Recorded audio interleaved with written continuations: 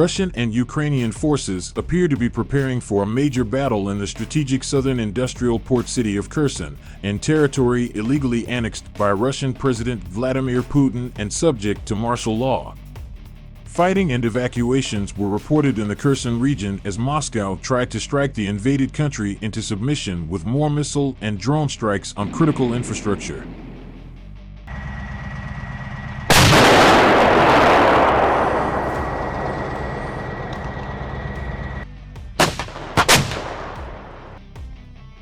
Putin declared martial law in the Kherson, Luhansk, Donetsk, and Zaporizhia regions on Wednesday in a bid to assert Russia's authority in the annexed areas as he faces battlefield setbacks, troubled troop mobilization, growing criticism at home and abroad, and sanctions. The status of the illegally absorbed territory is particularly unclear in the regional capital of Kherson, where Russian military officials have replaced civilian leaders appointed by the Kremlin as part of martial law that took effect Thursday to defend against Ukrainian retaliatory attacks.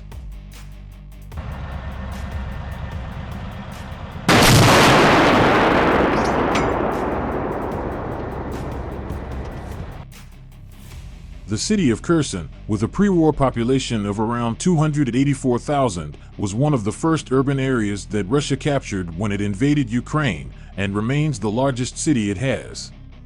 It is a prime target for both sides because of its main industry and major river port. Reports of the sabotage and killing of Russian officials in Kherson have emerged for months, which appears to be one of the most active Ukrainian resistance movements in the occupied territories.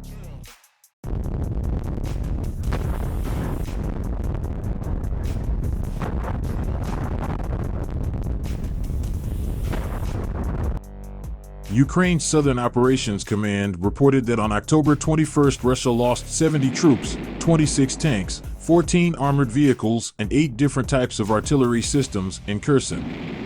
The command also reported that the Ukrainian military attacked ammunition depots in the Beryslavsky district, the Kakhovsky Bridge, and 5 pontoon crossings near Deryevka, Sadavoy, and Nova Kakhovka. The enemy continued to fire on Ukrainian positions and conduct aerial reconnaissance. Russian troops attacked infrastructure and civilian homes, violating the norms of international humanitarian law, the laws and customs of war. There is still the threat of the enemy launching air and missile strikes on targets across Ukraine. On Sunday, October 2nd, Russian troops launched 4 missile strikes and 3 airstrikes, using the MLRS more than 15 times to strike military and civilian objects across Ukraine. More than 15 settlements were affected by enemy attacks, including Rydkadub, Kryvyi Rih, Zaporizhia, Zaliznik, and Mykolaiv.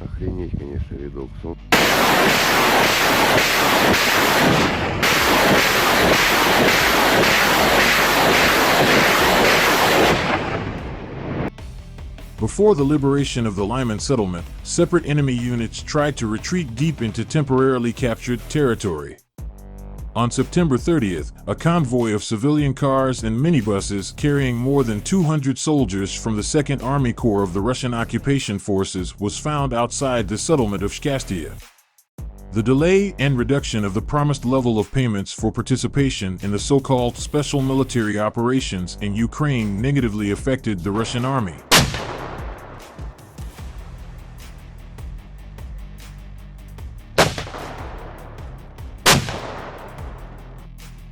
According to the latest information, on October 1st, a warehouse with assault ammunition was destroyed near Tavriisk in the Kherson region, and 7 tanks and up to 10 military vehicles were destroyed near Chernihiivka in the Zaporizhia region. Information about the loss of personnel is being clarified.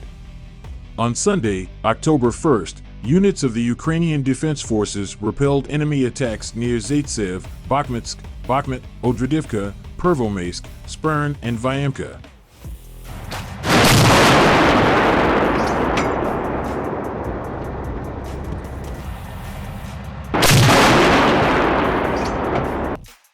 Ukrainian planes carried out 4 strikes today. 2 areas of concentration weapons and military equipment, as well as 2 enemy anti-aircraft missile systems, were attacked. In addition, Ukrainian air defense units shot down 8 Iranian Shahed suicide drones.